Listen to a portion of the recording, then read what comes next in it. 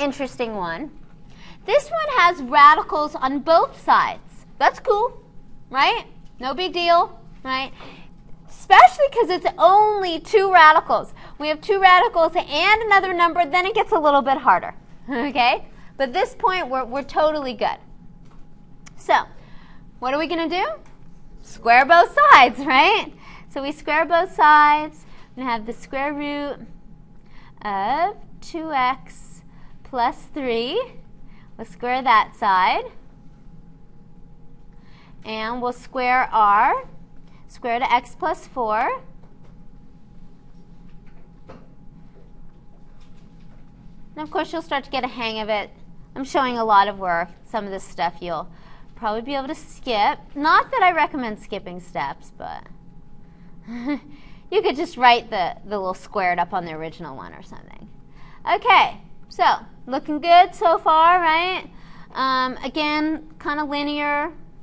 We'll have to move the x over. And we'll have x plus 3 equaling 4. And when we subtract 3 from both sides, we'll find out that x equals 1. That's our final answer.